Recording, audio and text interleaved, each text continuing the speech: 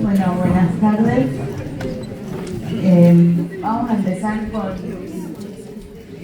la parte de cirrosis y sus complicaciones, que está dividida en varias partes porque es bastante extenso el tema. Y hoy vamos a hacer la parte de síndrome acítico dermatoso. Vamos a hablar un poco de la historia natural, la fisiopatología de la hipertensión portal, el manejo del síndrome acítico dermatoso y de una de las complicaciones más graves, que es la peritonitis bacteriana espontánea. Saben que la cirrosis es la quinta causa de muerte a nivel global y, como ya vimos la primera vez, la etiología de la cirrosis incluye las hepatitis virales, la hepatopatía alcohólica, el hígado graso, y en el último año ha habido un aumento de la incidencia de la misma, principalmente por el hígado graso. Toda injuria hepática crónica va a llevar a todo un proceso inflamatorio que con el tiempo va a inducir fibrosis a nivel hepático si esto no es tratado a tiempo. Esto lo vimos el otro día. Cualquier enfermedad hepática tiene riesgo de evolución a lo largo del tiempo hacia la cirrosis. Esa cirrosis se puede descompensar y llevar al trasplante o en su efecto a la muerte, siendo en todos los casos un aumento del riesgo de incidencia de hepatocarcinoma en los pacientes cirróticos, independientemente del estadio de la cirrosis. Habíamos visto que una de las formas de estadificar las enfermedades hepáticas desde el punto de vista clínico, identificar la cirrosis cuando está descompensada en los pacientes que tienen cualquiera de las complicaciones como la hemorragia digestiva variceal, el síndrome acítico dermatoso, la encefalopatía. Es fácil de identificarlos como pacientes cirróticos, o los que tienen lo que llaman segundas descompensaciones, que son las ascitis complicadas, el síndrome hepatorenal y el resangrado. A lo largo de todo este proceso, mientras la enfermedad va progresando, lo que se va produciendo es un aumento de la hipertensión portal y un deterioro de la función hepática. Una forma para que todos hablemos y sepamos de qué estamos hablando, es la estadificación de los pacientes cirróticos es a través de los scores. Y tenemos principalmente dos scores, hay un tercero, pero los dos que más habitualmente van a ver ustedes es el score de Child-Pugh y el score de MEL-Sodio. El score de Child-Pugh lo que hace es dividir a los pacientes en A, B y C, según diferentes puntajes que incluyen estas variables que son la presencia de encefalopatía en sus diferentes grados, el valor de bilirrubina, la presencia de ascitis, los valores de albúmina y el tiempo de protrombina. En función de eso, uno lo clasifica en A y B y C, sumando el puntaje. Esto lo pueden hacer ustedes o se puede hacer en el teléfono. Pero sepan que los pacientes que son Child A son siempre cirróticos compensados y los que son B y C son cirróticos descompensados. Pues está el score de MEL-Sodio, que es el que se usa tiene varias implicancias, pero es el que se utiliza en el IPUCAI para los pacientes que están en lista de trasplante y que es una cuenta bastante compleja, una fórmula, pero que utiliza variables que son habitualmente utilizadas, de la creatinina, la bilirrubina, el rin y el sodio. ¿Está bien? Entonces, sabiendo cuáles son las complicaciones, las primeras 3 complicaciones de la cirrosis, vamos a hablar ahora del síndrome acítico dermatoso. El síndrome acítico dermatoso es la complicación más frecuente en los pacientes con cirrosis. El 50-60% de los pacientes desarrollarán que tienen cirrosis compensada desarrollarán ascitis en un periodo de 10 años, 5 a 6% anual, y reduce la sobrevida de este grupo de pacientes de un 80% en el paciente que está compensado a un 30% a los 5 años.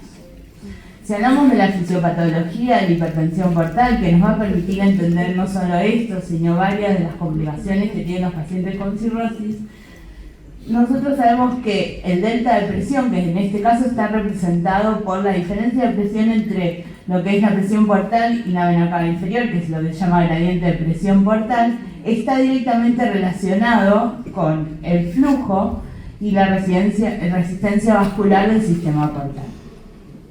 Por lo tanto, si cualquiera de estas dos variables aumenta, va a haber un aumento del gradiente de presión que resulta en lo que se llama hipertensión portal. En los pacientes cirróticos hay modificaciones tanto funcionales como estructurales, ¿no? Células que habitualmente no tienen ninguna función se convierten en elementos contráctiles en el hígado. Hay una disminución de sustancias vasodilatadoras, principalmente el óxido nítrico, y un aumento de sustancias vasoconstrictoras. A su vez, todo el proceso de fibrinogénesis, que habíamos mencionado que es consecuencia de toda la inflamación que se produce a nivel del hígado, produce un aumento estructural de la rigidez a nivel de los pequeños vasos, tanto sinusoides como las vénulas y arteriolas, y van formando con el tiempo eventualmente trombosis dentro de esas venas y arterias de mediano y pequeño calibre, y van aumentando la presión portal. La presión portal normal, o el gradiente de presión portal normal, es de 1 a 5 milímetros de mercurio. Cualquier valor que exceda los 5 milímetros de mercurio se considera que el paciente tiene hipertensión portal. La hipertensión portal significativa, donde empiezan a aparecer las complicaciones, o tiene riesgo en realidad de que aparezcan las complicaciones, es cuando ese gradiente es mayor o igual a 10. Y si ese gradiente es mayor o igual a 12, tiene alto riesgo de desarrollar hemorragia digestiva variceal, síndrome cítico hematoso, etc., aparte de que tiene mayor mortalidad. ¿Qué es lo que pasa específicamente en el hígado en función de lo que mencionamos anteriormente? Esta capilarización de los sinusoides va a disminuir la permeabilidad vascular, aumentando la presión hidrostática a nivel portal. Y eso en forma retrógrada aumenta la presión hidrostática en los capilares espláncnicos. Consecuentemente a eso, por el aumento de la presión hidrostática a nivel de los capilares espláncnicos, se van a empezar a liberar sustancias vasodilatadoras, el óxido nítrico, la sustancia P. Además existe translocación bacteriana en los pacientes cirróticos, y estos PAMPs, que son moléculas asociadas a patógenos, producen también vasodilatación per se. Todo eso, además de producir hipertensión portal, con el tiempo va a producir hipovolemia efectiva. Esa hipovolemia efectiva va a llevar a que se empiecen a estimular vasoreceptores. Se activa el sistema nervioso simpático, se activa la secreción de ADH, hormona antidiurética, y uno de los más importantes es el sistema renina-angiotensina-aldosterona. Ese sistema renina-angiotensina-aldosterona, ustedes saben que a nivel renal va a producir vasoconstricción de la arteriola aferente, disminución del filtrado glomerular, y aparte aumenta la reabsorción de sodio. Esto, si lo sumamos a las dos cosas, este aumento de las resistencias a nivel del sistema venoso portal, que sería el sistema venoso, una disminución de las resistencias a nivel arterial por la hipovolemia efectiva, pero con un aumento relativo del flujo, va a producir un aumento de la presión hidrostática a nivel de los capilares espláncnicos, que va a llevar a la extravasación de líquido a nivel de intersticio, que es el peritoneo.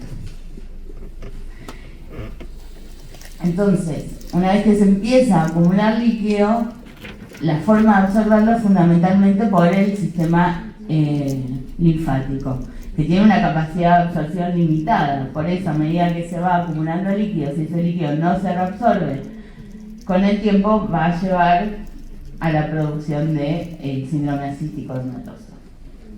¿Ahí quedó claro? ¿Alguna pregunta? Bueno. Entonces, volviendo a cómo evaluamos a nuestros pacientes, si tenemos un paciente que viene por primera vez con este cuadro, o sea, con un síndrome cítico hematoso, Nosotros ya lo vimos en la primera clase, pero siempre evaluar lo que es la anamnesis, las conductas de riesgo, si ha sido vacunado, si ha recibido transfusiones, factores de riesgo para las hepatopatías crónicas más comunes, investigar el consumo de alcohol, presencia de síndrome metabólico, qué medicación consume habitualmente, buscar en el examen físico otros signos de descompensación, más allá de la citis, como puede ser la encefalopatía, investigar la hemorragia digestiva, investigar también o evaluar la presencia de ictericia y otros estigmas de hepatopatía crónica, y además de eso es importante buscar o ir pensando qué es lo que puede haber descompensado a este paciente, ¿no? Por eso también le preguntamos si tomó alcohol o pensando en una hepatopatía alcohólica descompensada por ejemplo, una hepatitis alcohólica. Entonces, al momento de evaluar cuál es una de las causas que pueden descompensar a estos pacientes, tenemos que buscar un foco infeccioso, que después vamos a hablar, pero en el mismo momento es importante hacer las dos cosas. Otra causa que tenemos que evaluar en estos pacientes como desencadenante de un síndrome cístico hematoso es el hepatocarcinoma. Así que una ecografía abdominal con Doppler para investigar presencias de lesiones ocupantes de espacio a nivel hepático es fundamental, así como investigar si puede tener una trombosis portal o menos frecuente una trombosis de la vena suprahepática. Van a generar un aumento de la hipertensión portal. Y en el laboratorio siempre evaluar inicialmente lo de rutina y si es necesario también pedir el estudio de lo que vimos la primera vez, de todas las causas de hepatopatía crónica. Tener un sedimento urinario, un hemograma urinario nos va a servir también para la evaluación inicial, para el manejo del paciente y para evaluar algunas de las complicaciones. Entonces, si yo tengo un paciente que inicialmente debuta con un síndrome cístico hematoso, sabiendo o no si si es un paciente en seguimiento o es la primera vez, pero cualquier paciente que tiene ascitis debe ser punzado, ¿no? Las recomendaciones son así hace ya mucho tiempo, pero es una técnica altamente sensible que tiene bajo costo y bajo riesgo de complicaciones y es realizada en las condiciones adecuadas y nos va a brindar un montón de información. Ustedes saben que la técnica de la paracentesis, lo más común, si lo hacen a ciegas, es en el cuadrante inferior izquierdo, guiado por ecografía porque está el apéndice, se puede hacer en el derecho y también por ecografía en el hipogastrio por el tema de lastimando la vejiga. Pero la más común, si uno no tiene forma de marcarlo, es hacerlo en el cuadrante inferior izquierdo, ¿no? En 2 dedos, en lo que sería el punto de McBurney del lado izquierdo, ¿no? ¿Y qué tenemos que evaluar en el líquido cítico? ¿Qué variables tenemos que sí o sí solicitarla en nuestros pacientes? Uno es la albúmina, para poder calcular el GASA. Los pacientes con hipertensión portal siempre tienen un GASA mayor a 1,1, eso tiene una sensibilidad del 97% para definir lo que es la hipertensión portal. En el recuento celular y el recuento diferencial, o sea, tenemos que saber cuántas células hay y cuántas de ellas son polimorfonucleares para poder identificar si hay riesgo o si ese paciente puede tener una complicación del síndrome de la citis, que es la peritonitis bacteriana espontánea. Al mismo tiempo tenemos que hacer cultivos. Los cultivos se recomiendan hacerlos en los frascos de hemocultivos porque aumentan el rédito a un 80%, versus un 50% en los frascos habituales, y además cuantificar las proteínas totales. Las proteínas totales nos va a servir en los pacientes que tienen GASA mayor a 1,1 para identificar si puede haber alguna causa postsinusoidal. Los pacientes que tienen más de 2,5 gramos de proteínas por decilitro, hay que pensar además que no sea una causa posthepática, como puede ser una trombosis de las venas suprahepáticas o la insuficiencia cardíaca. Los pacientes que tienen síndrome cítico hematoso por hipertensión portal hepática suelen tener menor de 2,5 gramos por decilitro de proteínas, y además necesitamos el recuento total de proteínas para el seguimiento luego de la evaluación inicial. Otras determinaciones que podemos pedir en nuestros pacientes es el recuento celular, aparte del recuento celular y diferencial, la albúmina, las proteínas totales y el cultivo, como les dije antes, es la determinación de la glucosa. La glucosa baja habla de más que una peritonitis bacteriana espontánea. Los pacientes que tienen un abdomen agudo, más que nada quirúrgico, pero que es una peritonitis bacteriana secundaria, igual que el LDH, la amilasa, que puede ser asociada a la pancreatitis. Se puede hacer citología, aunque tiene bajo rédito, si sospechamos que la causa es neoplásica, asociada a otra cosa, que puede estar relacionada con otras enfermedades neoplásicas, así como en la medición de kilomicrones si pensamos que la citis es quilosa. No es tan fácil de hacer. Pero bueno, si nosotros tenemos nuestro paciente que es cirrótico, que tiene un GASA mayor a 1,1, lo siguiente que tenemos que ver es el recuento de polimorfonucleares. Que habíamos dicho que tenemos que ver si es mayor o menor a 250. Si es mayor o igual a 250, hablamos de una peritonitis bacteriana espontánea, y si tiene menor de 250 polimorfonucleares, la citis se considera como no complicada en primera instancia. Entonces, ¿cómo tratamos a estos pacientes que tienen ascitis no complicadas? Tenemos, si los agrupamos en los tratamientos disponibles, los tres grupos iniciales que tenemos son, por un lado, las medidas higiénico-dietéticas, por otro lado, el tratamiento farmacológico, y por último, las paracentesis evacuadoras de grandes volúmenes. Las medidas higiénico-dietéticas son principalmente la abstinencia alcohólica, alcohol cero, para todos los pacientes, independientemente de cuál es la causa, porque el alcohol produce exacerbaciones, o sea, produce una descompensación de la cirrosis, independientemente de la etiología. La restricción de sodio, que son a 2 gramos por día, o sea, eso tiene que estar cuantificado, ¿no? Los pacientes, sí, no se recomienda la restricción absoluta de sodio, porque eso favorece lo que es la desnutrición y la sarcopenia de estos pacientes.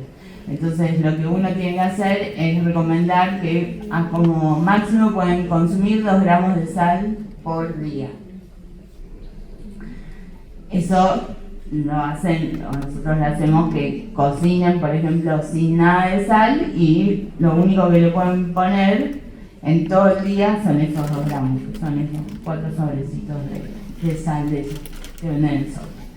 Y el tratamiento farmacológico, que son los diuréticos, que ahora vamos a ver cuáles podemos utilizar, las paracentesis. En cuanto a los diuréticos, no tenemos una amplia disponibilidad de diuréticos, solamente contamos con 2. Hay muchos diuréticos que usan los cardiólogos, pero para el síndrome cítico hematoso solo podemos utilizar 2, que deben saber, son la espironolactona y la furosemida.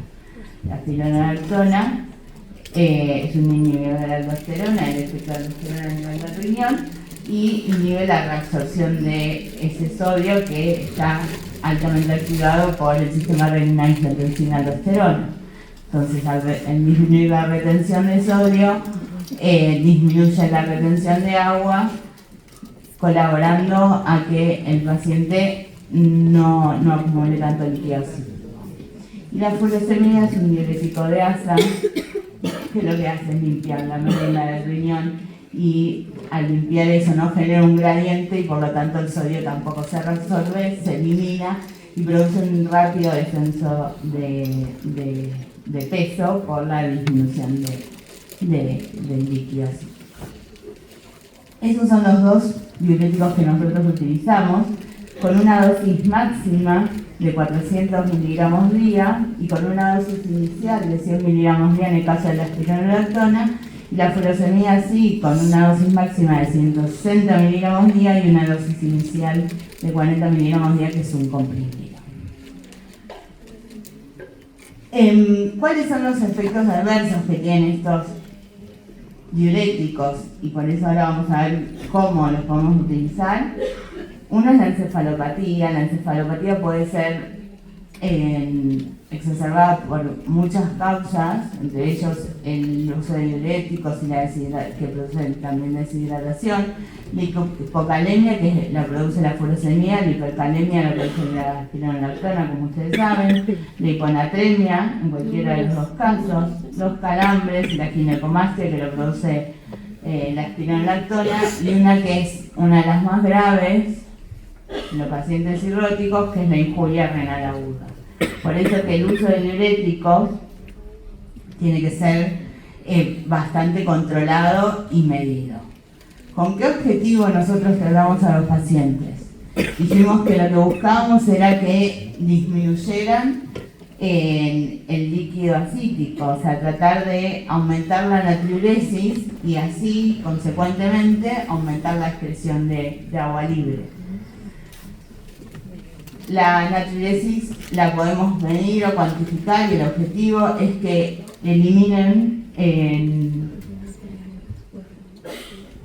más sodio, está al revés, más sodio que potasio, o sea que la reacción, eliminen más sodio que potasio, o sea que la reacción tiene que ser mayor a 1. El signo de ese está al revés. ¿Está bien? Eso se mide en una orina espontánea, o sea, no es necesario juntar una orina de 24 horas, es mucho más sensible la orina de 24 horas, pero si no podemos, con una relación sodio-potasio, si esa relación es mayor a 1, podemos decir que el paciente tiene una natriuresis adecuada. Si podemos juntar una orina de 24 horas y la eliminación o la natriuresis es de más de 80 miliequivalentes en 24 horas, estamos bien. Pero asociado a eso, el paciente tiene que disminuir de peso. Bueno, nosotros podemos lograr eventualmente esa natriuresis, pero si no logramos una disminución de peso, algo no está funcionando bien. Los pacientes que tienen edemas tienen que bajar en el cálculo, entre 500 gramos a 700 gramos por día. Los que tienen edemas, tienen que bajar entre 800 gramos a 1 kilo por día, y los que no tienen edema entre 500 y 700 gramos al día. Tenemos que lograr las dos cosas, que disminuya el peso y que tengan la natriuresis adecuada. ¿Por qué? Porque hay pacientes que pueden tener esa natriuresis, pero no disminuyen de peso. Y en ese caso lo que tenemos que investigar es si el paciente está ingiriendo más sodio del que nosotros le estamos indicando, porque en ese caso va a eliminar sodio porque está tomando diuréticos y porque responde, pero no va a bajar de peso porque a su vez está incorporando sodio y está reteniendo líquido. ¿Está? Entonces esa es una cosa a tener en cuenta, son dos variables a tener en cuenta y tenemos que lograr los dos puntos. ¿Y cómo se clasifica la citis? En función de la clasificación de la citis, nosotros podemos determinar el tratamiento más adecuado. No es una aproximación, esto no es algo que te hace sí o sí así, pero durante mucho tiempo, esto es una guía de no tanto, que mantiene los mismos lineamientos. La citis se clasifica en 1, 2 y 3, o leve, moderada y severa, según la cantidad de líquido acitivo que tengan. La citis leve o grado 1 son los pacientes que solo se detectan por ecografía, no detectables semiológicamente. Los que tienen ascitis moderado ya es evidente semiológicamente, y los que tienen ascitis severa son los que tienen o ascitis de tensión o con importante distensión abdominal.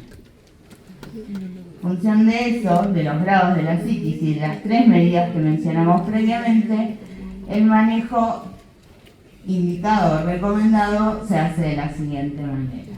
Las medidas higiénico-dietéticas son para todos los pacientes y en primera instancia en los pacientes que tienen ascitis leve, o sea que solo es detectable por ecografía, se recomienda que lo manejemos solamente con restricción de sodio, ¿tá? Y abstinencia alcohólica. En los pacientes que no responden o que tienen ascitis grado 2 o no responden solo a medidas higiénico-dietéticas o tienen ascitis grado 2, podemos a eso incorporarle los diuréticos. ¿Tá? Los diuréticos que dijimos que tenemos la espironolactona y la furosemida. Por lo general, como la furosemida tiene alta incidencia de injuria renal aguda, los pacientes no inician los dos juntos, sino que se inicia la espironolactona sola, en una dosis de 100 miligramos inicialmente y se va escalando. Se busca evaluar el efecto como mínimo pasado los 7 días, ¿no? La espironolactona empieza a ser efecto a 5 días. Y en función de eso se va aumentando. Dejando la utilización de la furosemida para casos de ascitis que no responden, son las ascitis o las que están en manejo internado.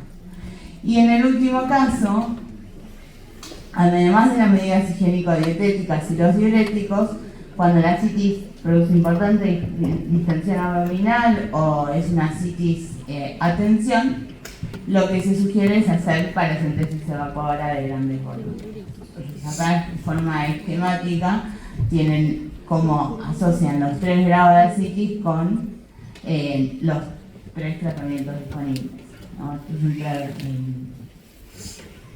es para que lo recuerden.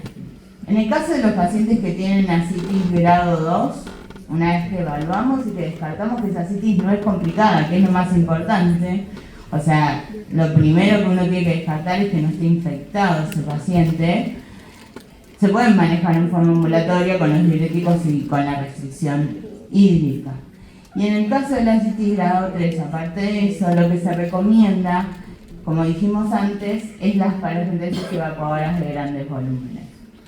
Las paracentesis evacuadoras de grandes volúmenes consiste en extraer todo el líquido acítico que sea posible, siempre teniendo en cuenta que le tenemos que reponer albúmina, ¿no? Cuando son de una gran cantidad de líquido acítico. ¿Por qué se recomienda hacer paracentesis? Porque disminuye el tiempo de hospitalización, además nos ayuda a no tener que estar aumentando tanto los diuréticos, por lo tanto disminuye la incidencia de efectos adversos de los diuréticos. Nuevamente, al igual que las paracentesis diagnósticas, tienen bajo riesgo de complicaciones, aunque tengamos en cuenta que esto no es un tratamiento que disminuya la mortalidad. O sea, los pacientes hacer paracentesis es un tratamiento para mejorarle la morbilidad, pero no aumenta la sobrevida. Y siempre, salvo que tenga una contraindicación, hay que hacer la paracentesis e iniciarle los diuréticos o que el paciente continúe con los diuréticos que tenía. Y esto sí es importante porque es una forma de prevenir complicaciones más graves en los pacientes cirróticos, que cuando que lo mencioné recién, cuando hacemos paracentesis son totales porque uno trata de sacarle todo el líquido que pueda, siempre hay que reponer con albúmina. Las recomendaciones son que inicialmente se repongan la albúmina en una dosis de 8 gramos por litro removido cuando esa cantidad de líquido es mayor a 5 litros. O sea, menos de 5 litros no ha demostrado tener beneficios en la utilización de albúmina a expandir o reponer con cristaloides, pero si es más de 5 litros siempre tenemos que reponer con albúmina 8 gramos por cada litro removido y después el tratamiento de mantenimiento. ¿Y por qué tenemos que reponer con albúmina? Porque habíamos visto que en la fisiopatología de la hipertensión portal existe una vasodilatación esplásmica, como reflejo o consecuencia de la vasoconstricción que se produce a nivel del sistema portal, que va produciendo una hipovolemia efectiva que activa todo el sistema renina, angiotensina, aldosterona, el sistema simpático y la ADH. Si nosotros removemos rápidamente ese líquido acítico y no lo reponemos, todo ese sistema que está activado se va a activar aún más, ¿no? Porque va a generar diferencias de presión entre el intravascular y el extravascular, produciendo, entre otras cosas, mayor vasoconstricción renal en la arterial aferente por el efecto de la renina, lo que va a producir un mayor riesgo de injuria renal aguda y también riesgo de síndrome hepatorenal agudo, un aumento de la retención de sodio y agua que nos lleva a lo que es la citis recurrente, o sea, el paciente lo evacuamos y en menos de 3 meses tiene líquido de nuevo y un deterioro de la excreción de agua libre, que además puede llevar como complicación, o sea, excreta más, retiene más agua que sodio y lleva una complicación frecuente de la cirrosis que es la hiponatremia. Entonces, una forma de disminuir la disfunción circulatoria post-paracentesis es reponiendo con albúmina. Esto es un metaanálisis, es viejo, pero que lo que ha demostrado es que la disfunción circulatoria post-paracentesis disminuye significativamente las complicaciones que habíamos mencionado, ¿no? La hiponatremia y el síndrome hepatorenal, además de que disminuye la mortalidad en este grupo de pacientes. Que eso sí lo queremos evitar si no estamos generando un daño. La paracentesis no aumenta la sobrevida, pero si además nosotros no le reponemos albúmina y sacamos mucho líquido acítico, le estamos aumentando la mortalidad. Entonces, es importante que cada vez que hagamos paracentesis evacuadoras, en asitis no complicadas, porque en asitis complicadas no hay que evacuarlas, repongamos la albúmina según la cantidad de líquido que le extraigamos. Esto es el riesgo de hiponatremia. Así que, esto para que se lo lleven bien guardado, que esta reposición va a disminuir significativamente la mortalidad, el riesgo de hiponatremia y la disfunción circulatoria post-paracentesis que produce todo eso junto, ¿no? Hiponatremia, injuria renal aguda. En resumen, entonces, hablamos de lo que es la citis no complicada, asitis que no está infectada.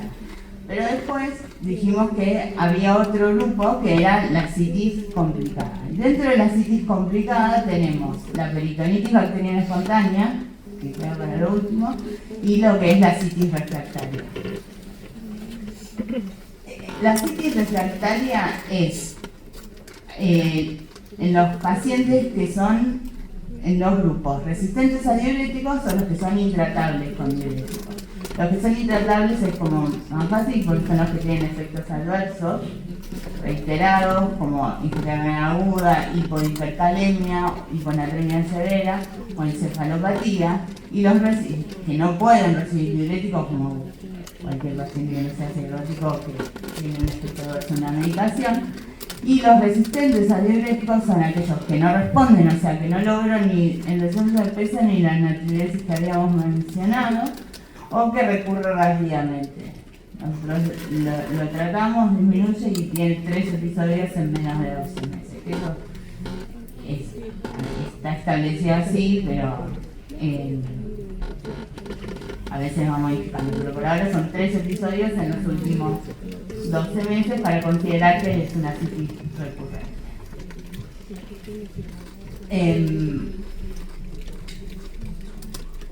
Y cuando decimos que no es respondedora, como dijimos antes, cuando no hay una disminución del peso y no hay una expresión adecuada de sodio, cuando la recurrencia de la citis produce entre las 4 semanas, o cuando no responde a las dosis máximas de furosemida y espironolactona, que son 160 de furosemida, 400 miligramos por día.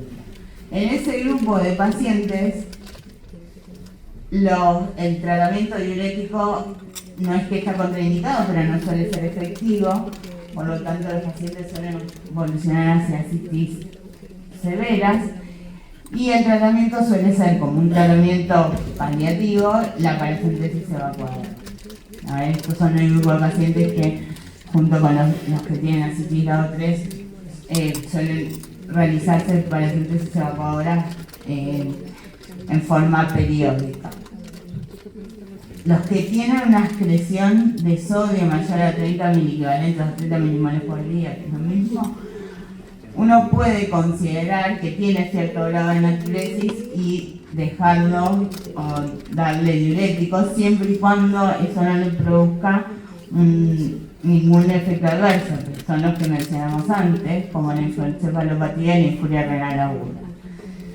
Y si no, este grupo de pacientes, lo que se sugiere es hacerle tips. Los tips como un puente a la evaluación para trasplante, ¿no? Son tips que se hacen entre la vena porta y la vena cava para saltear lo que es la circulación hepática y disminuir toda la activación que produce en la hipertensión portal. Esto tiene ciertas contraindicaciones, que son las que están acá, no marca, pero que que sean CHIC, que tengan encefalopatía crónica, hiperbilirrubinemia, plaquetopenia importante, y las dos más importantes a considerar son que tengan sobrecarga derecha, insuficiencia cardíaca y hipertensión pulmonar, porque al saltear el hígado e ir directamente al corazón, a la vena cava, aumentan la precarga al corazón derecho. Y estos pacientes que tienen, ascitis refractaria, sí o sí, si nosotros le hacemos TIPS, si son pacientes candidatos a hacer TIPS, tienen que ser evaluados por centros de trasplante. Por último, la segunda parte es la peritonitis bacteriana espontánea, que es la segunda complicación de los pacientes que tienen ascitis complicada. Una es la ascitis refractaria y la otra es la peritonitis bacteriana espontánea. Es una complicación de altísima mortalidad si no tiene tratamiento, 90% de mortalidad versus 20% si se trata a tiempo. Tiene una incidencia que va entre el 1 y el 3% de los pacientes que están ambulatorios y del 10% de los pacientes internados. Y los gérmenes más comunes son los gérmenes, la Escherichia coli, la Klebsiella y el Streptococcus pneumoniae. El diagnóstico de peritonitis bacteriana espontánea, como vimos antes, es en los pacientes que tienen una punción de líquido acítico, un recuento mayor a 250 células. Con eso es suficiente. Y el tratamiento puede ser la utilización de ceftriaxona en el caso de los pacientes ambulatorios, o aumentar el espectro en los pacientes que están internados, que es en donde más frecuentemente se observan las PD, durante 7 días. Y lo otro que está indicado en estos grupos de pacientes como profilaxis de la infuria renal aguda es la utilización de albúmina. La albúmina se recomienda utilizarla el primer día en una dosis de 1.5 gramos por kilo y al tercer día en 1 gramo por kilo, fundamentalmente en los pacientes que tienen deuterio o creatinina mayor a 1 o bilirrubina mayor a 4. ¿Por qué? Porque esto previene el síndrome hepatorrenal acústico. En el resto de los pacientes no hemos mostrado tener tanto beneficio, pero sí acuérdense este grupo de pacientes, según la disponibilidad de albúmina. ¿Y cómo hacemos la profilaxis? Una vez que nosotros tratamos la peritonitis bacteriana espontánea, que el cuadro resolvió, lo que es importante es hacer la profilaxis, evitar nuevos episodios. ¿En quiénes hacemos profilaxis? En los pacientes que han tenido un primer episodio de PV en los que tienen recuento de proteínas en el líquido acítico menor a 1.5, por eso al principio les decía que es importante tener recuento de proteínas. Si tienen menos de 1.5 gramos por decilitro, se considera que esos pacientes se benefician con la profilaxis para PBE, y en esos casos la profilaxis es vía oral y por un tiempo en principio indeterminado, que es con norfloxacina 400 miligramos día. Otra indicación de profilaxis de PBE es la hemorragia digestiva alta varicial, una profilaxis que tiene un tiempo determinado, que son a 5 a 7 días, y se hace con ceftriaxona 1 gramo día. También se recomienda considerar la profilaxis en los pacientes que tienen un CHAI mayor o igual a 9, bilirrubina mayor o igual a 3 o disfunción renal. O sea, los que tienen disfunción hepática o disfunción renal también pueden recibir profilaxis con norfloxacina 400 miligramos. Así que como conclusión de esta primera parte, recuerden que el CHAI es la complicación más frecuente en los pacientes con cirrosis. Es un punto de inflexión entre los pacientes con cirrosis compensada y descompensada, porque vimos que aumenta significativamente la mortalidad. Para decir que una citis no está complicada tenemos que descartarlo, o sea, porque lo más grave es que tenga una PB, entonces tenemos que descartar que no esté la PB, por eso es importante hacer el cultivo siempre y tener el recuento de polimorfos nucleares, si no la información o la evaluación es incompleta. Y todo paciente con primer episodio de SAE es importante pulsarlo. El tratamiento, vimos que no tenemos tantos tratamientos disponibles, pero se basa fundamentalmente en el uso de los diuréticos y la esclerocentesis con reposición de albúmina. Como dijimos recién, el diagnóstico precoz de la PBE mejora la sobrevida. Y algo que es importante es que todo paciente con primer episodio de PBE debe ser evaluado por un centro de trasplante. Por eso los scores que les mencioné al principio, ¿no? Siempre que tenemos un paciente cirrótico es importante saber el CHAI y el médico. Listo.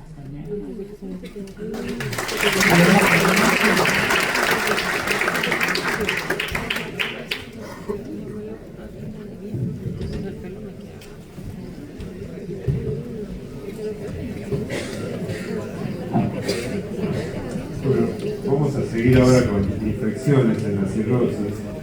Es otro gran tema